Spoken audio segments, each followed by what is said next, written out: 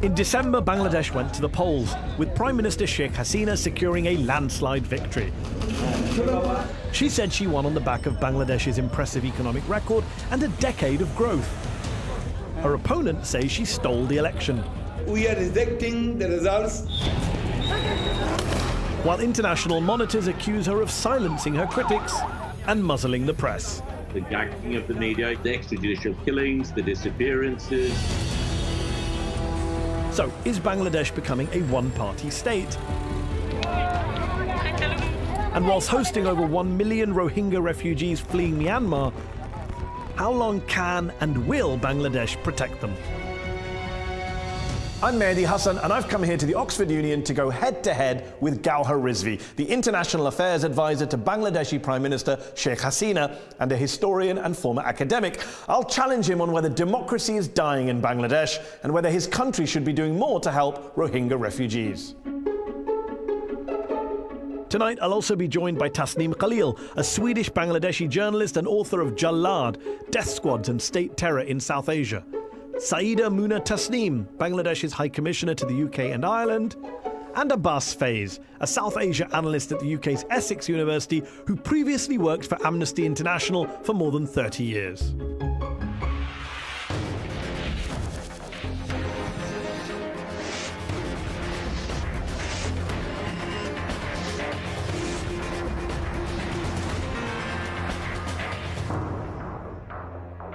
Ladies and gentlemen, please welcome Gawhor Rizvi. Gawhor Rizvi has held senior positions in universities around the world, including Oxford, Harvard, and the University of Virginia. He's worked for the Prime Minister for a decade, and his role is the equivalent to that of a cabinet minister.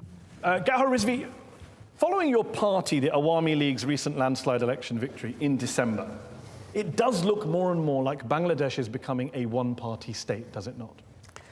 I'm surprised that you would say that. This has been said earlier by a number of people. So it's not that surprising? No, but I'm surprised that you said it. Okay.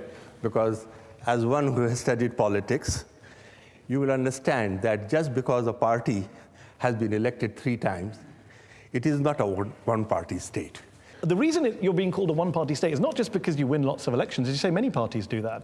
It's the margin by which you win. Just to be clear, of the 300 seats contested in the December election, how many seats did your ruling coalition win in Parliament? 288. 288 out of 300? Yes. How many did the opposition win?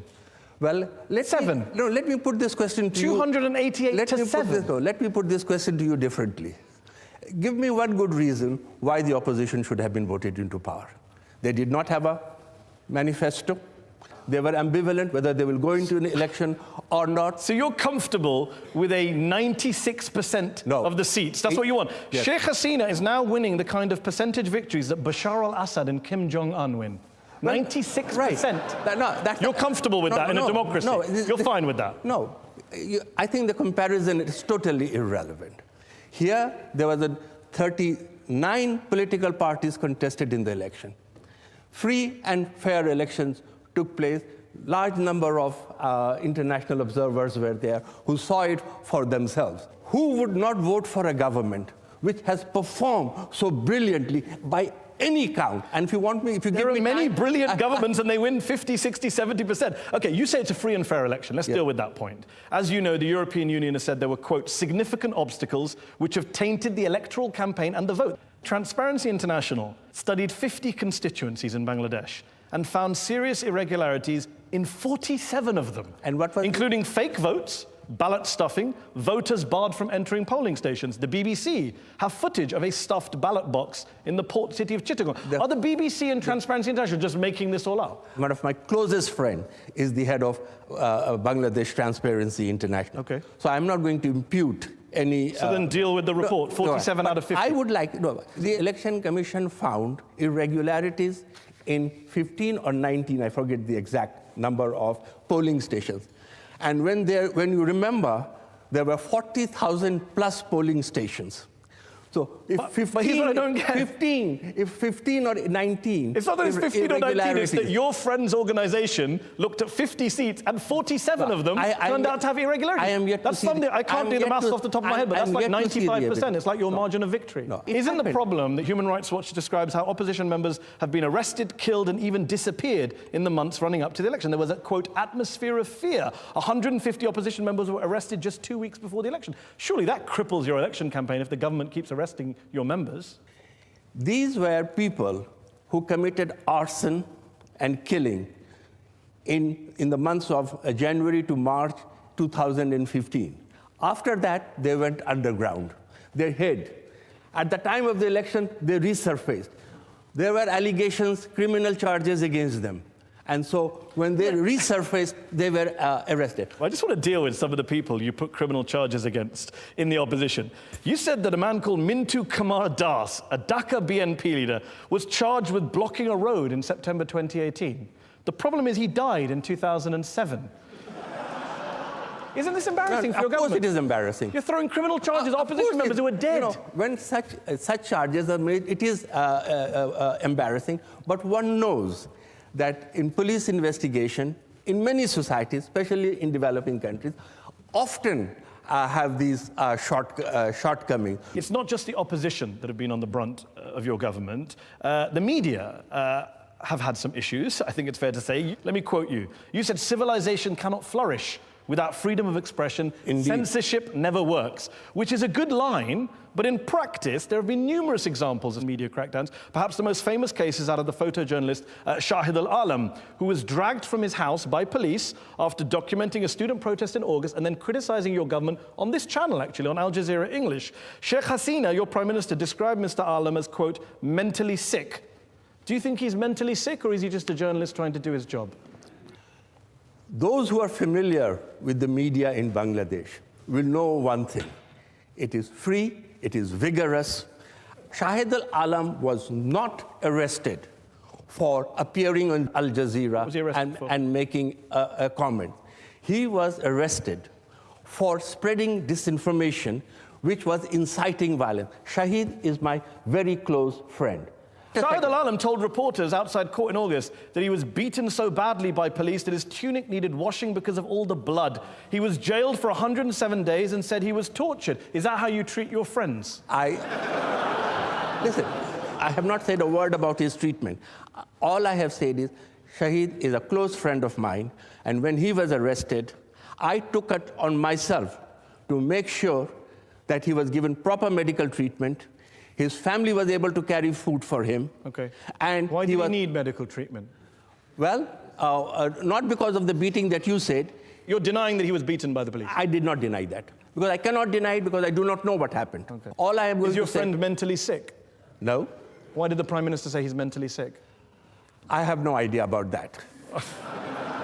I don't know what she had in her mind, but if somebody spreads disinformation, which endangers life, which incites violence... What was violence, that disinformation, just before we move on? That there were several people killed and whose dead bodies were hidden in Awami League office in Dhanmandi. Women were raped. And, no, just wait, don't say no. Hold on. But even if it was false, you think it's worth locking him up? I stand by my court, and I will go to my death saying the same thing, that without freedom of expression, our civilization will collapse. So, on the other hand, the government has responsibility to protect citizens. Agreed. Let's bring in our panel, who are waiting patiently to come in here. I'm joined by Tasneem Khalil, a Swedish-Bangladeshi journalist, author of Jallad, Death Squads and State Terror in South Asia. Tasneem, do you think it's fair to say that Sheikh Hasina is turning Bangladesh into a one-party state, into an authoritarian state, as many journalists are claiming, especially in the West? Yes, Mehdi. Sheikh Hasina has not only turned the country into a one-party state, and she has very successfully done that.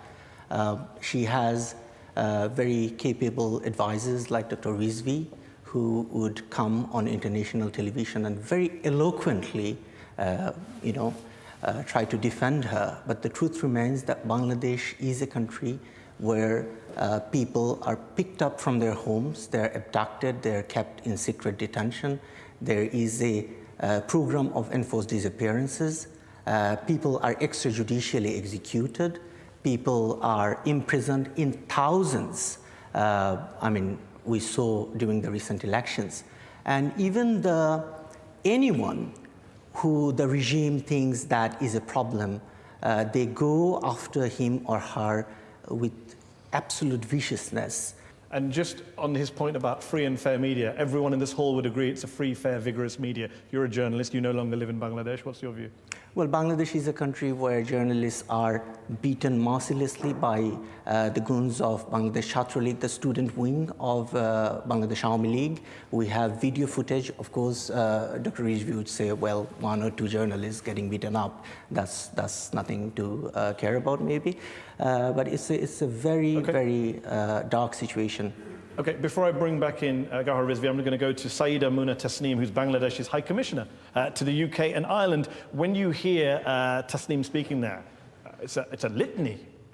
But thousands behind bars, extrajudicial killings, enforced disappearances. Must make your job quite hard defending the Bangladeshi government here in the West, here in the UK. But Tasneem doesn't even live in Bangladesh, so he's seeing Bangladesh from outside, just like you're doing. Why doesn't he live in Bangladesh? I have no idea. Okay, well, come so what I'm saying is that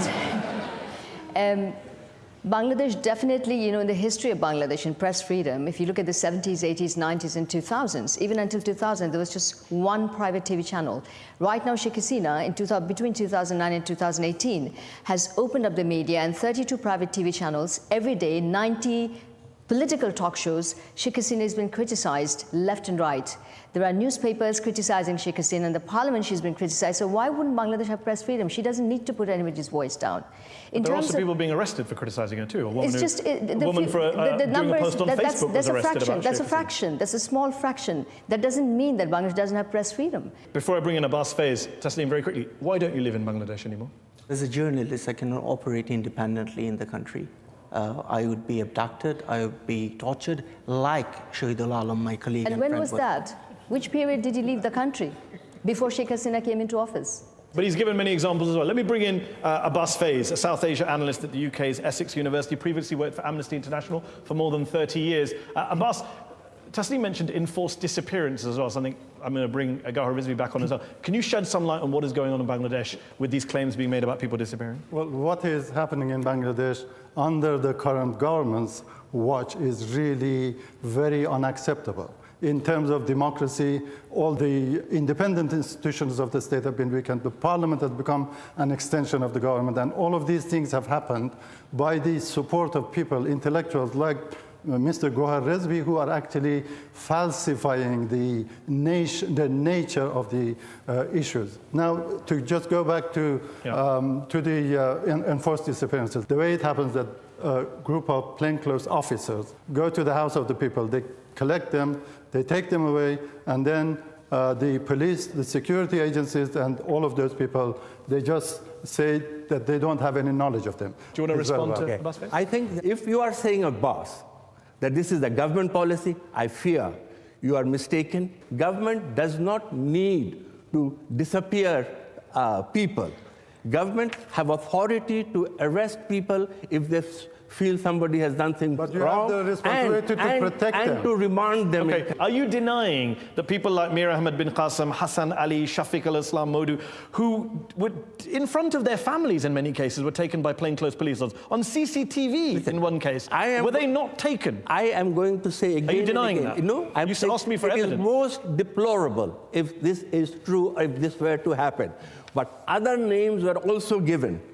The same set of people have resurfaced and are openly moving around in the society. But not all of the names. If the British by. government and the US government and Amnesty International and Human Rights Watch and Bangladeshi human rights groups are all saying that people are being disappeared, shouldn't you investigate that? Of course we will investigate. Independently. Okay. I want to ask you about the War Crimes Tribunal set up in 2010 by the Bangladeshi government to bring justice for the atrocities that were committed during the War of Independence in 1971. First, these tribunals were welcomed by the international community. However, in recent years, the UN, Amnesty International, Human Rights Watch, the International Center for Transitional Justice, they've all raised serious concerns about the fairness of these trials, in particular the use of the death penalty.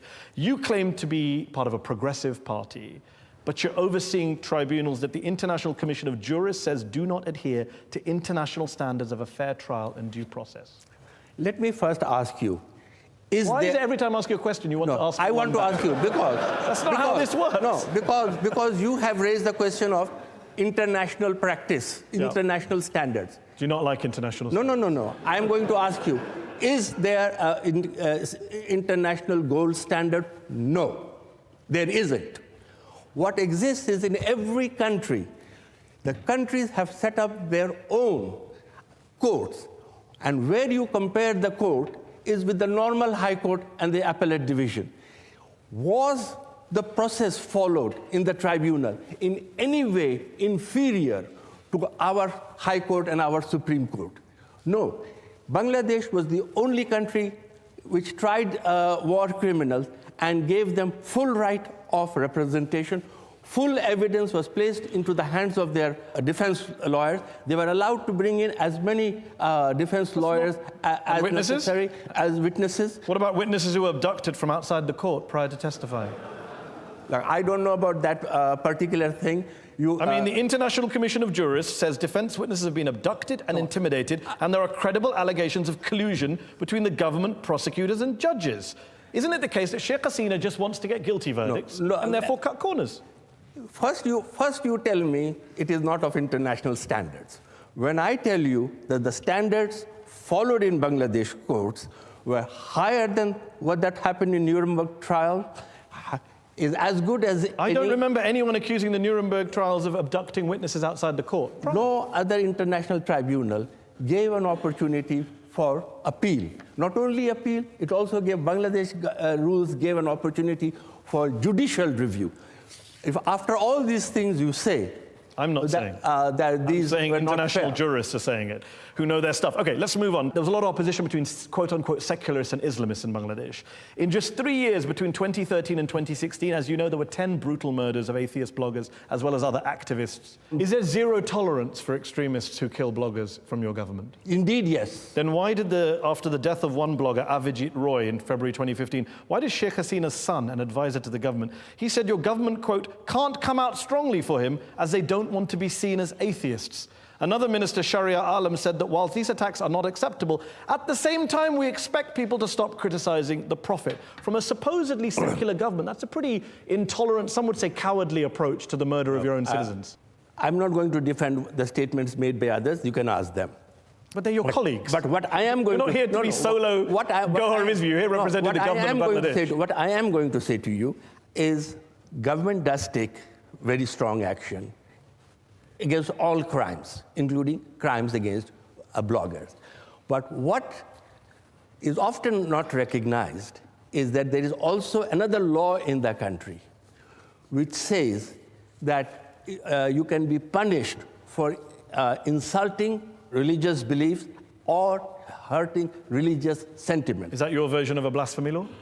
That is what a blasphemy law is. So how can you say you're a secular government, secular country? Of course we are secular. You're locking up bloggers for offending religious sentiments. How is that secular? I don't know as yet of which blogger has been arrested for... Russell Pervez, blogger who fled to Japan after being arrested. Was he arrested for insulting religious sentiments? Yes. No.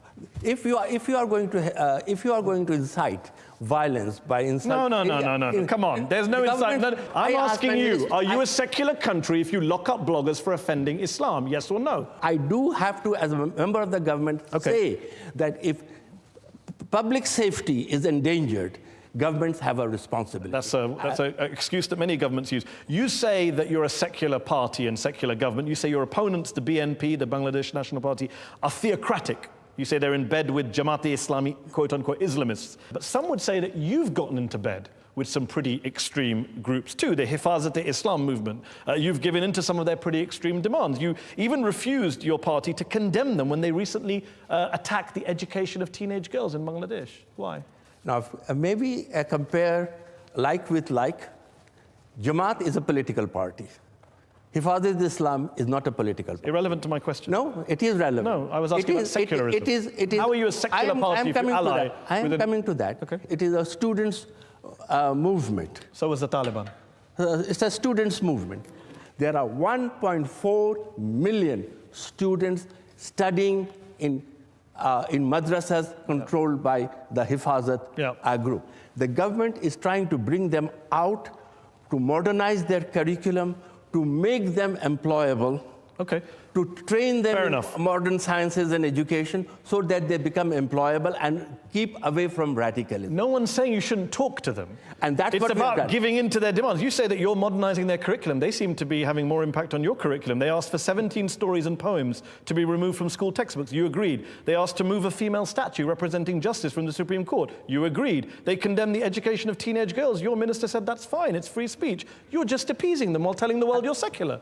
Does it not bear to reflect on the fact that there are more women today in secondary and primary schools than there are men? Is that a restriction? So do you condemn this group for saying that? You condemn them for saying that teenage girls shouldn't... Our policy is condemning them. No, that's not true. Your Deputy Minister for Education refused to condemn them. He said whoever's made the comment is his personal opinion. I am condemning you. I am condemning. Good to hear. And I am saying that it is exactly against the government policy. Okay, let's go back to our panel. Tasneem Khalil, do you accept that this is about bringing the madrasas and bringing these groups forward, modernizing, getting jobs? What's your position on the relationship between... Hifazat-e-Islam came to prominence back in 2013 after the murder of a blogger, and their demand was capital punishment for anyone who would criticize Islam and atheists.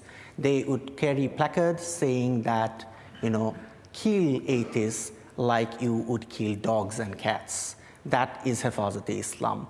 And now Sheikh Hasina has been declared as the mother of Qaumi students in Bangladesh who have very questionable ideas. I am not sure how Islamic they are even. Saeeda Muna Tasneem is here, the High Commissioner. What's your response when you hear, for example, it's not just atheist bloggers. There are many minorities in Bangladesh who are upset.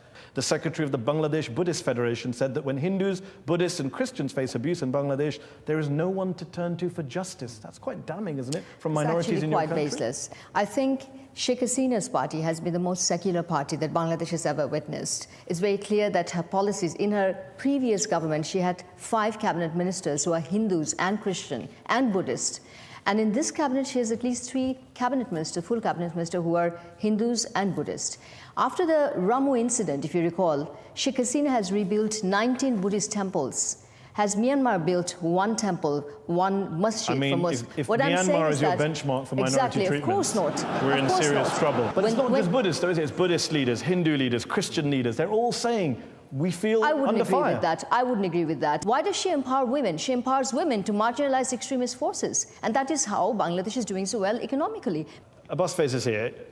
What do you make of Gawhar Rizvi's argument that the government has tried its best, and the High Commissioner's argument that has improved things in terms of protections for minorities, protections for atheist bloggers? Is that fair? Have there been massive improvements, do you think, in recent years? Protection from the minorities, no, the government hasn't done enough at all. Let Dr. Rizvi tell me how many people have been tried and convicted for setting fire on the homes of the Christians, for attacking Hindu minorities. Good question. Yes, none have been brought to justice. You have raised a very important issue. Minorities have often been victims of persecutions. But to say that under this government there has been persecution of minorities, please, I urge you to go back to your sources. I urge you to go back to... The most authoritative voice on this is Hindu, Buddhist, Christian Association. They have told me that, exactly. I don't know what they have told you. Okay. They have come to the Prime Minister and they have thanked her. Never in the history of Bangladesh, minorities have enjoyed as much freedom.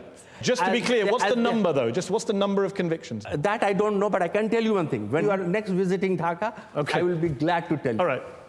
On that note, we're going to have to take a break. Do join us on Head to Head for part 2 with Gawhar Rizvi, where we're going to be talking about the Rohingya issue, and we're also going to hear from our very patient audience here in the Oxford Union after the break.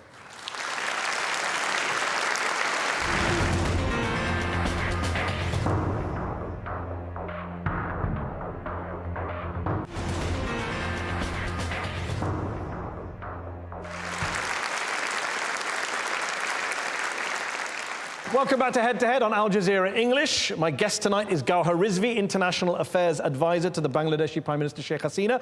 In recent years, Gawhar Rizvi, one of the biggest challenges Bangladesh has had to face has not come from the inside, but from the outside, from neighboring Myanmar. More than 1 million Muslim Rohingya refugees have fled into Bangladesh. It's very admirable that your country has taken in so many refugees. But here's what I don't get. You've called what's happening in Myanmar ethnic cleansing. Your boss, the Prime Minister Sheikh Hasina, has called it, quote, tantamount to genocide and crimes against humanity. And yet your solution to the crisis seems to be to try and send the refugees back to Myanmar. It makes no sense, really. That is the end solution, that these people belong to Myanmar, they want to go back home, and they must go home. However, what we have also said is we will only send them when the conditions are safe and people will go back voluntarily. Very few governments in the world, let alone a developing society, host 1 million refugees and then say, we would like you to go back only when the situation is safe. Now, of course, the problem doesn't lie on Bangladesh side. It lies on Myanmar side. Agreed. And what else can Bangladesh do? The responsibility lies with the international community, that they must insist on making Myanmar safe for the return Agreed. Of the Rohingya. In the meantime, though, you say we won't send them back while it's not safe, which is good to hear. And yet in November, there were reports covered by international media, covered by human rights groups, that you were trying to send them back against their will. Security forces were deployed to some of the camps in Cox's Bazar. Refugees were told that if they didn't leave, they would stop receiving rations. They would be blocked from working with NGOs. The UN put out a statement saying, do not send them back against their will. That's what you were trying to do in November, though. No. Let me clarify. What we had said was those who want to voluntarily return. Because Myanmar government criticized us, saying that Bangladesh is preventing the return, forcibly preventing the return of Rohingyas who want to come back. So we said, if those who would like to leave voluntarily may go. People refused to go voluntarily. We did not push out, we did not force. The UN referred to terror and panic in Cox's Bazar at the imminent risk of being sent back against their will. I don't know from where this statement came, but the UNHCR person from Bangkok with whom I worked very, very, very closely, we worked in concert. There was never, ever a question of any forcible repatriation. And you stuck, that is the policy of the Bangladeshi government? That is the policy, and this is the policy the Prime Minister has announced again and again, including at the United Nations. There's also a plan right now, I believe, from your government to send thousands of these refugees to a place called Basan Char, an island 3 hours from the mainland, which is particularly prone to cyclones and severe flooding. Human rights groups have warned that it could become an island prison. Okay. The whole of coastal region is prone to cyclones, storms, tidal surges. So that island is not anything different from the rest of the coastal belt. Second thing is, on the one hand, we are under an enormous pressure from humanitarian organizations that there is congestion in these camps. These camps have become unsafe. Create more space for them so that they can live better. We have developed an island, put protections against surges. We have built cyclone shelters there. But most important of all, we have said to these international organizations, go and see it for yourself, and then these people, if they voluntarily, some of them want to be relocated there, they are welcome to be relocated. So The Guardian got footage of the island and what's being built there in November 2018. They found that families will be housed in rooms which measure 2 meters by 2.5 meters, which have small barred windows. It does kind of sound prison-esque.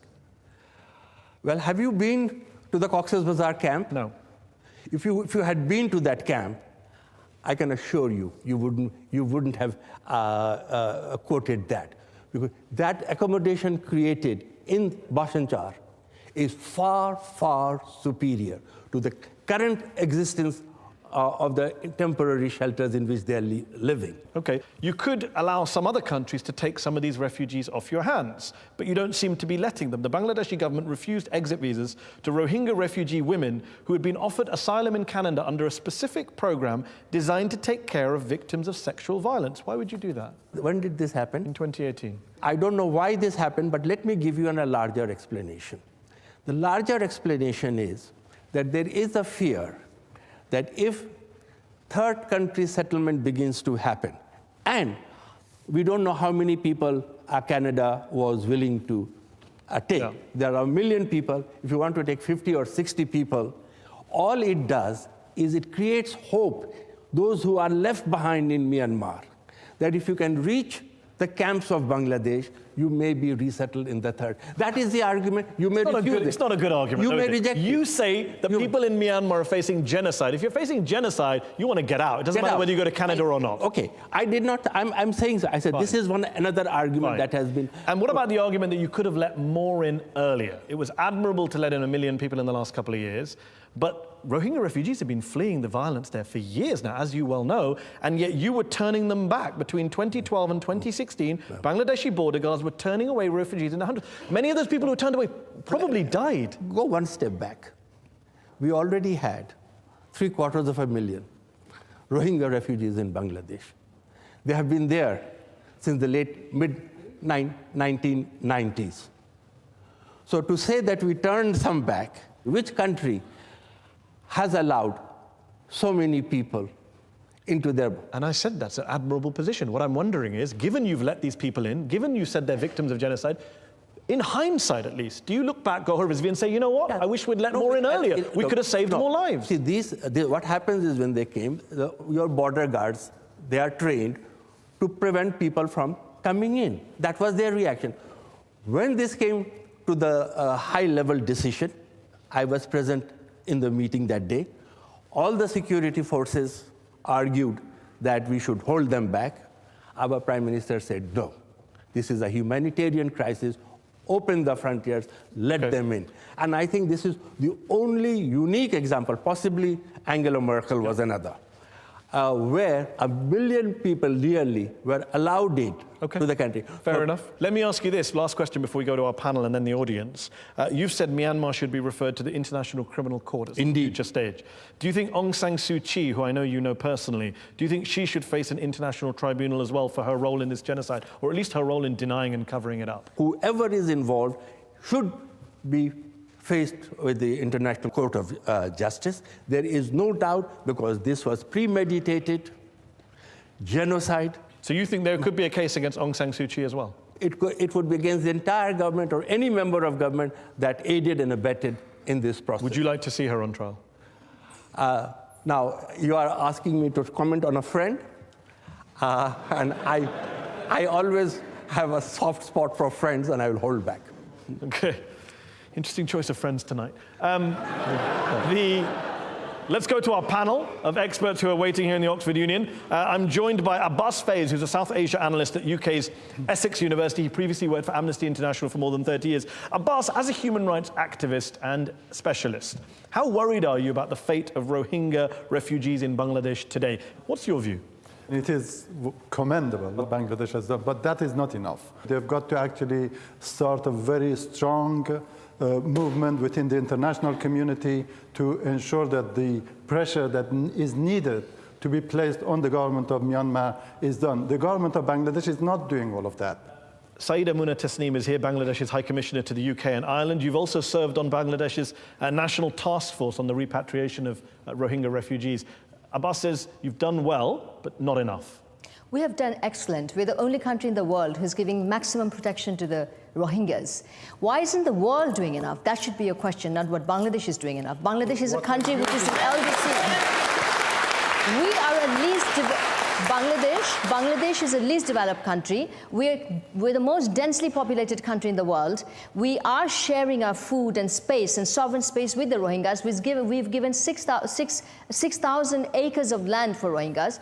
We are protecting 60,000 women who are raped and gave babies, 70,000 babies who are rape babies. We're providing support and shelter to those babies. We're providing health, education, healthcare, prenatal, postnatal to women who are sexually violated in Rakhine State. The question is, why isn't the world doing enough? Would the United Kingdom be ready to take 1.1 million refugees? Would any other countries be ready to do that? It's a good question. I think we know the answer.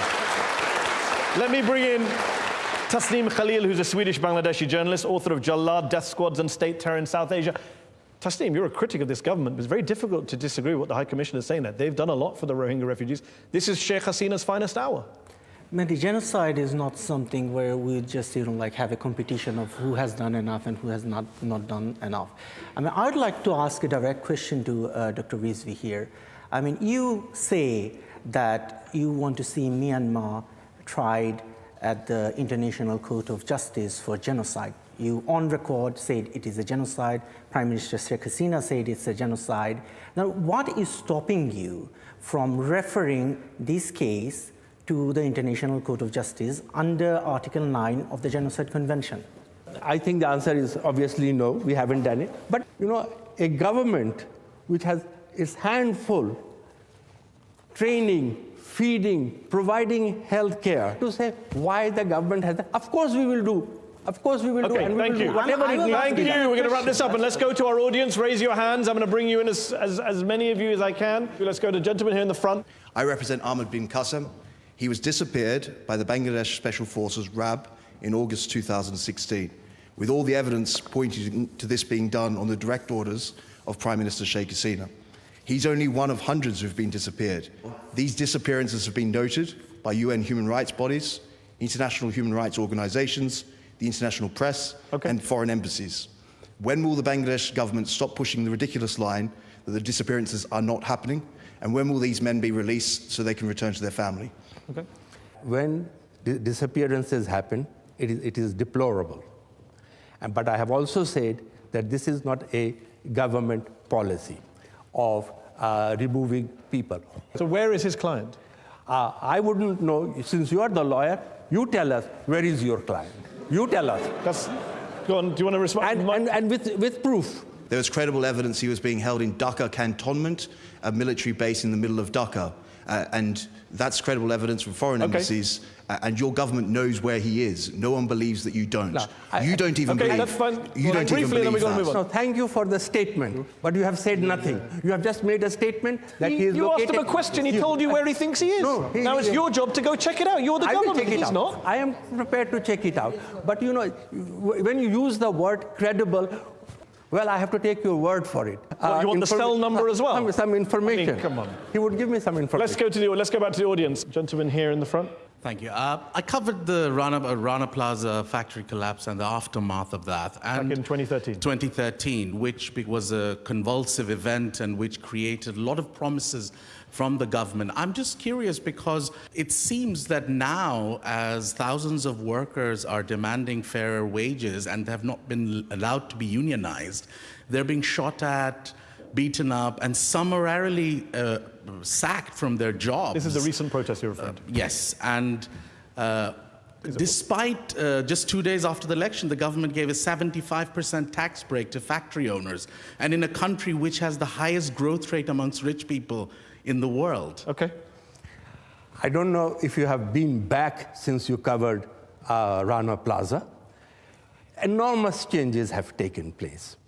To begin with, Bangladesh is now fully compliant with its commitment to the ILO Convention. Bangladesh Constitution fully allows unionization. There are no restrictions to it. Working with Accord and Alliance, we have improved and made all the factories safe. We are insisting that the owners provide minimum health care in the factories, And as far as the government is concerned, there is no restriction whatsoever on unionization. So what has happened since? Do you regret that it took the deaths of hundreds of innocent people for these changes to come about on your watch? You know, tragically, often a war, a tragedy pushes the momentum and the speed at which changes take place. So yes, in that sense, a tragedy did propel us to move fast. Okay, lady there, second row. What are the challenges and vision of present government in Bangladesh after this landslide victory? Well, our plans and visions are very, very straightforward. We have numerous steps. By 2021, we want to become a middle-income state. By 2030, we want to complete and fulfill sustainable development goals to the extent possible. And by 2042, we want to be a developed country. Okay, let's go to the lady here in the front. Hi, you spoke about Shahidul Alam. I'm the niece of Shahidul Alam. Yes. We've sat here and heard you say that there's freedom of expression in Bangladesh, but you know what happened to my uncle, your friend, for scrutinizing the government, perhaps not in a dissimilar way from what's happening now as a journalist, the way that Mehdi is a journalist, also scrutinizing your government.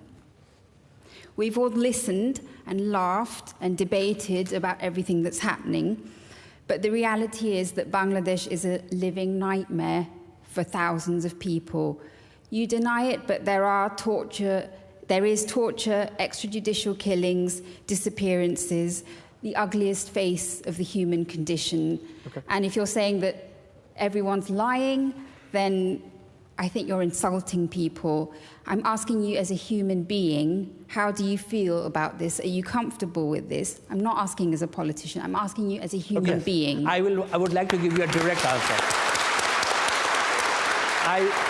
I would really like to give you a direct answer. I understand your pain.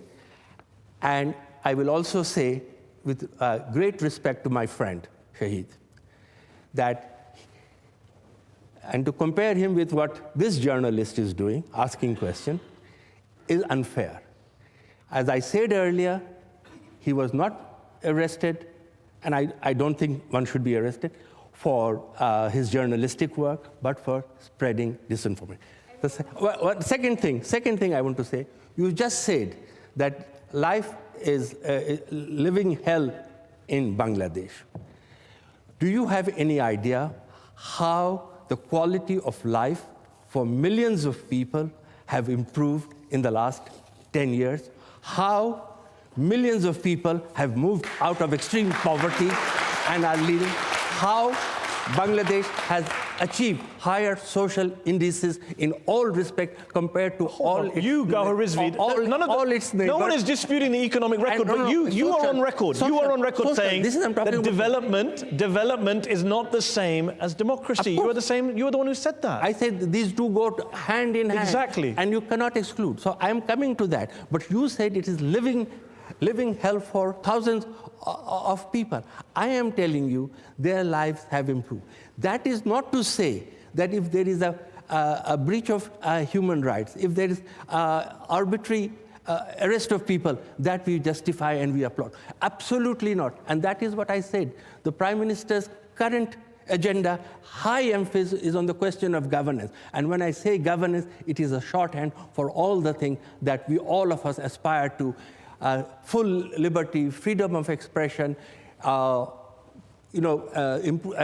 a real qualitative improvement in life. Just on her particular question to you personally, as someone who's not a politician your whole life, the majority of your life you haven't been a politician. You're an academic, a scholar, you were teaching people about the world. When you read these reports from academics, from scholars, from human rights activists, all making the same claims about enforced disappearances, crackdowns on the press, torture, it doesn't bother you at all? Of course it bothers me. As I said, it is deplorable if these things are true. And I also say to you, whenever this information has come to me, and I cannot at this moment divulge names, I have done everything personally, humanly possible to make sure, including in the case of your uncle, which I do not want to say it publicly. Okay, let's go back to the audience. Yes, gentleman here in the tie. Just a direct question to Mr. Rizvi. He is an advisor to the PM. and he's a very intellectual man. But does he call that when there is a crackdown on opposition and there is a extrajudicial killing and enforced disappearances, even the opposition party doesn't have any freedom to gather free assembly or anything, they cannot speak. Is that called democracy in Bangladesh? What has happened was not a crackdown. What happens is, again, this is the law of the land, that if you want to hold a public meeting, you need to secure the permission of the police department so that adequate facilities are provided. But where the difficulty arose, when two parties decide on the same day to hold their meeting in the same venue.